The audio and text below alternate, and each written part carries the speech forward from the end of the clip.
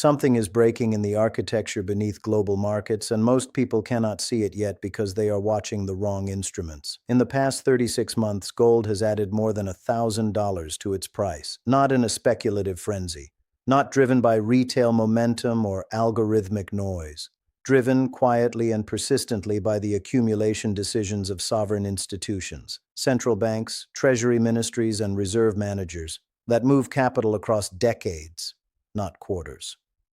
Simultaneously, the oil market has undergone a structural reorganization that has received far less attention than it deserves.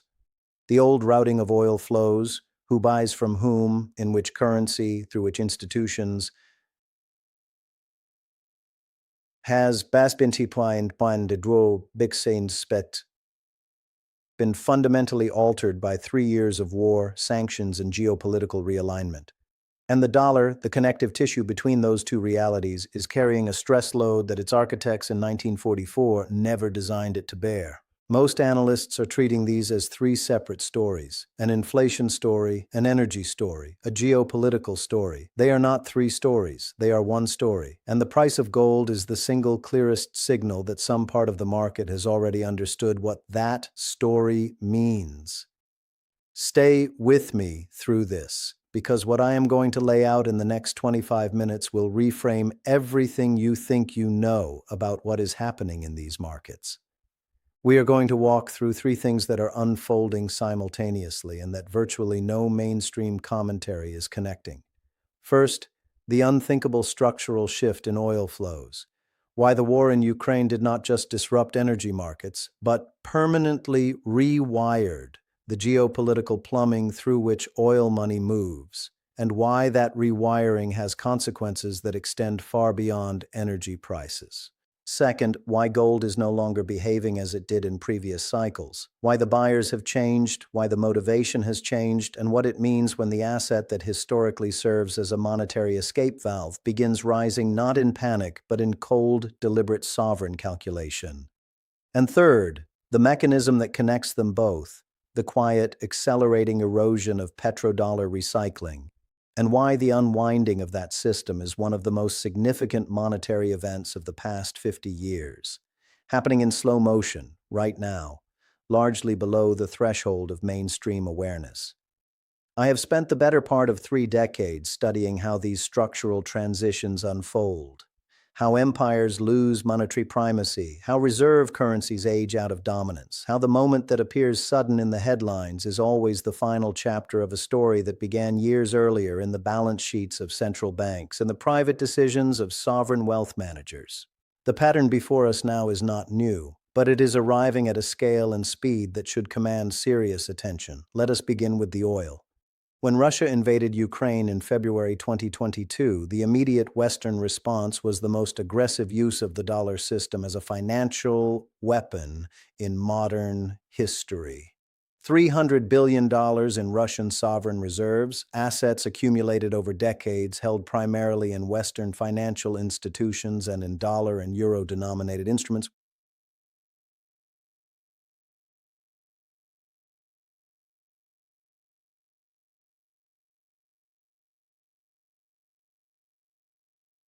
Russian banks were cut off from SWIFT.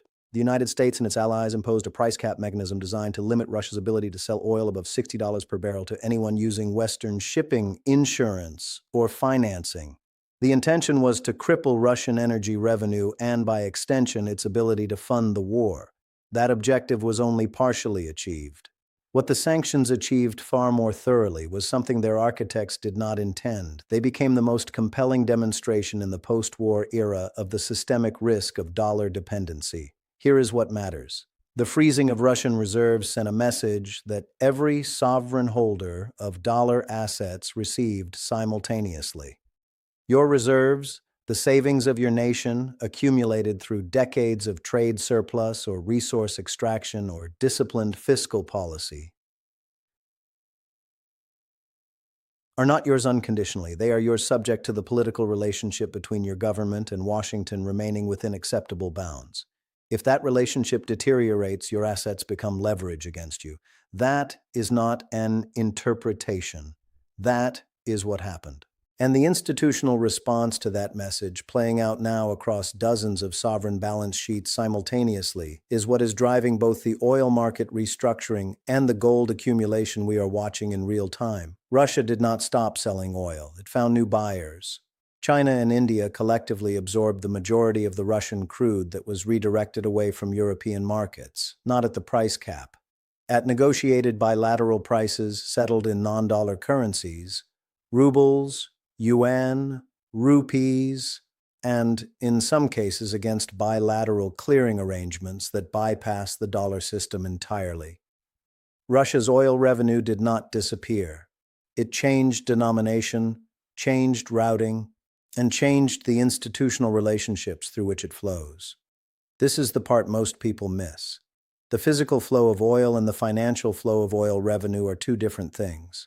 What the war in Ukraine did was decouple those flows in ways that are proving far more durable than most Western policymakers anticipated. The physical oil moved east. The revenue moved into non-Western financial channels. The recycling of that revenue, which in the old system would have flowed back into dollar assets, into U.S. Treasury bonds, into the financial instruments that sustain American sovereign borrowing, stopped.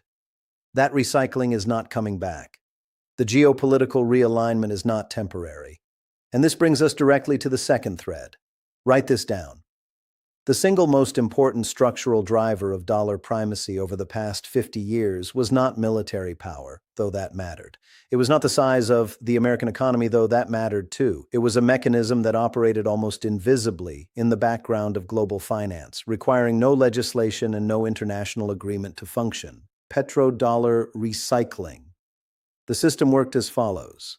Oil is priced in dollars. Every nation on earth that imports oil, which is most of them, must acquire dollars to pay for it. Oil exporting nations accumulating enormous dollar surpluses needed somewhere to park that wealth. The deepest, most liquid, most apparently secure repository for dollar wealth was the U.S. Treasury market. So petrodollar surpluses flowed back into American government debt, keeping Treasury yields suppressed, keeping American borrowing costs low, and sustaining the very fiscal expansion that would have otherwise been disciplined by the bond market. This was not a conspiracy. It was not a secret agreement, though certain aspects of the Saudi-American arrangement from the 1970s came close to being exactly that. It was a structural equilibrium, a self-reinforcing loop in which oil pricing in dollars created dollar demand funded American deficits were politically sustainable because borrowing costs were suppressed, and the political stability of the United States made dollar assets feel safe to sovereign holders, which kept the dollar at the center of oil pricing. Now watch what happens next when you introduce three simultaneous disruptions to that loop. First, Russia's exclusion from the dollar system and the redirection of its oil revenue into non-dollar channels. Second, China's sustained push to settle oil trades in yuan, what markets call the petro-yuan, which has gone from a theoretical ambition to a functioning reality with Saudi Arabia, Iran, and several other producers. Third, the decision by OPEC+, led by Saudi Arabia, to make production decisions that prioritized its own economic interests over its implicit role as a demand support mechanism for the dollar system, including coordinating cuts that embarrassed the Biden administration in late 2022, and signaled that the old political alignment between Riyadh and Washington is no longer as unconditional as it once was. None of these individually would be decisive. Together, they represent the beginning of the end of petrodollar recycling as the primary mechanism sustaining demand for dollar assets. Not the end itself, the beginning of the end. That distinction is important, and I will return to it. Let me be precise about the magnitude. Estimates of the petrodollar recycling effect on U.S. Treasury demand range widely, but credible analysis suggests that the systematic recycling of oil surplus into dollar assets has historically suppressed American long-term borrowing costs by anywhere from 50 to 150 basis points relative to where they would otherwise clear. In a world where the United States carries $30+ trillion in debt, 100 basis points represents roughly $300 billion in annual interest expense. The loss of even a fraction of that structural demand support at the margin, at the moment when the U.S. debt load is at its largest and its interest burden is already consuming an unprecedented share of federal revenue, is not a minor technical adjustment. It is a structural pressure that the Federal Reserve must somehow absorb or accommodate. And as I laid out in our previous session, it cannot do so without creating other problems. This is where gold enters the story, not as a commodity, not as a safe haven in the conventional sense, but as the beneficiary of a sovereign reallocation that is still in its early stages. Central banks globally purchased over 1,000 tons of gold in 2022. They purchased close to that figure again in 2023. These are not round numbers or approximations. They are documented purchases reported through the World Gold Council and verified against central bank balance sheets. The magnitude represents the highest sustained pace of sovereign gold acquisition since the dollar was formally decoupled from gold in 1971. Now consider who is buying: China, India, Turkey, Poland, Singapore, the Czech Republic, Egypt, Qatar. The pattern is not random. It maps almost perfectly onto the list of nations that have either already been subjected to Western financial sanctions or that maintain significant relationships with nations that have been, or that hold a strategic calculus in which dollar dependency represents a sovereign risk they're now actively managing. The narrative in Western financial media has focused primarily on China's accumulation as the central driver. That is partially correct, but analytically incomplete. The more significant development is the breadth of the buying. The fact that this is not a unilateral Chinese strategic decision, but a distributed sovereign judgment being reached independently, and in some cases quietly, by a wide range of institutions across multiple continents.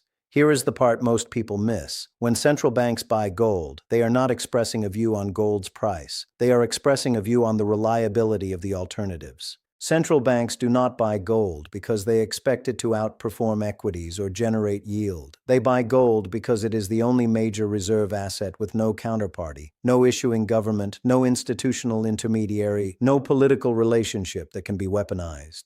It exists outside the system. It cannot be sanctioned. It cannot be inflated away by decisions made in Washington or Frankfurt. It has been recognized as monetary wealth for 6,000 years of human history. And that recognition does not depend on any nation's continued goodwill. That is where the real shift begins. Not in the price. The price is a consequence. The shift is in the calculation being made by sovereign institutions about what belongs in a reserve portfolio when the primary reserve asset has demonstrated that it can be weaponized. Now consider what this means for the architecture of the system as a whole. The petrodollar recycling mechanism that suppressed U.S. borrowing costs is weakening. The sovereign demand for dollar-denominated reserves is at the margin declining. The Federal Reserve is caught between inflation management and debt sustainability in a way it cannot cleanly resolve. And the capital that used to flow back into Treasury bonds from oil-exporting nations is now flowing, in increasing proportion, into gold.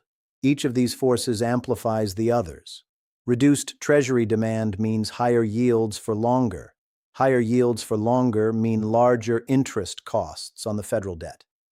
Larger interest costs mean larger deficits. Larger deficits mean more Treasury supply. More Treasury supply at a moment of declining sovereign demand means yields must rise further still to clear the market. And rising yields at some point become incompatible with financial system stability, a reality the Fed discovered in 2023 when regional banks began failing not because of bad credit decisions, but simply because their Treasury bond portfolios had lost value in a rising rate environment. Gold sits at the other end of this chain. It carries no yield, which in a conventional framework is a cost, but it also carries no duration risk, no credit risk, no counterparty risk, no political risk. In an environment where all of those risks are simultaneously elevated across the primary alternative, the dollar system, the absence of yield begins to look less like a cost and more like a feature. That reframing is precisely what the sovereign buyers have completed. The retail investor who buys gold because he fears inflation is buying a different asset than the central bank that buys gold because it fears systemic dependence on an increasingly politicized dollar architecture. Both are correct. They are just operating on different time horizons. If this framework is helping you think more clearly about what is actually moving these markets and not the noise, I want to ask you to subscribe now. We will continue building this analysis over time, and the audience that surrounds this work thinks carefully and patiently about these long cycles. Let us bring these three threads together now into a synthesis that is more important than any of its individual parts. The oil market restructuring caused by the war in Ukraine and the sanctions response did not merely redirect barrels from west to east. It fractured the petrodollar recycling mechanism that has been the hidden support structure of American sovereign finance for half a century. That fracture is not catastrophic today, it is marginal today. But marginal changes in the most structurally significant flows in the global economy do not stay marginal. They compound. The Federal Reserve, operating with the tools it has, interest rate adjustments, forward guidance, quantitative easing, and tightening, cannot repair that fracture. It cannot recreate sovereign demand for dollar assets that has been structurally reduced by geopolitical decisions that exist entirely outside its mandate and its control. It can manage the symptom temporarily by offering higher yields to attract whatever buyers remain. But higher yields, as I have described, create their own fiscal destruction. The institution is not failing. It is simply being asked to solve a problem that monetary policy was never designed to solve. And gold, rising through 2000, through 2500, through 3000, is the market's continuous compounding expression of that reality. It is not a panic price. Panic prices are vertical and brief. This is a sustained, methodical revaluation driven by the slowest and most deliberate category of money in existence, responding to a structural shift that has no political solution in the near term and no monetary solution in the medium term. The unthinkable shift that has begun is not the collapse of the dollar. Let me be clear about that. The dollar will remain dominant in global trade settlement for years, possibly for a decade or more. Reserve currency transitions are measured in generations, not quarters. What has begun is the erosion of the dollar's unchallengeable primacy, the movement from a unipolar monetary world in which the dollar faced no credible competition for reserve status to a multipolar world, in which alternatives, however imperfect, are being deliberately cultivated by a growing coalition of sovereign actors. In that transition, in the space between what the dollar system was and what comes next,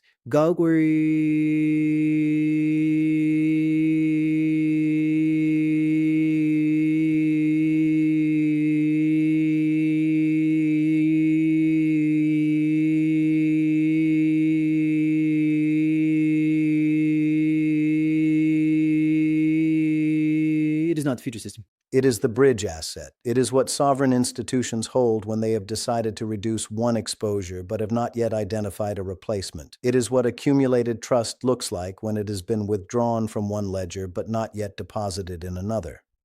History teaches one lesson about these transitions with more consistency than any other. The people who come through them with their wealth intact are not the ones who predicted the exact timing. They are not the ones who called the precise peak of the old system or the precise launch of the new one. They are the ones who recognized the direction of the structural force early enough to position with it, not frantically, not urgently, but deliberately before the consensus had formed and the optionality had been priced away. The consensus is forming now. You can hear it in the language of central bank governors who once dismissed gold as a relic of a barbarous era and now buy it consistently, quarter after quarter. You can see it in the routing of oil revenues that no longer returns to the treasury market as it once did. You can measure it in the yield premiums that the United States must now offer to attract the buyers that once arrived without being asked. The shift has begun. It did not begin this week or this year. It began the morning a Russian sovereign reserve was frozen, and every finance minister in every country that was not firmly inside the Western alliance did the same silent calculation simultaneously. Gold is not just rising. Gold is being recognized, again, as it has been recognized across every civilization that has grappled seriously with the problem of storing value across time. as the one instrument that exists outside the network of promises, counterparties, and political relationships that constitute what we call the financial system. In every era of monetary transition, the question is the same: not which asset will go up, not which policy will prevail. The question is which form of wealth will survive the repricing of the system that denominated everything else. The answer has always been the same, and the fact that so few people believe it, even now, is precisely why the opportunity still exists.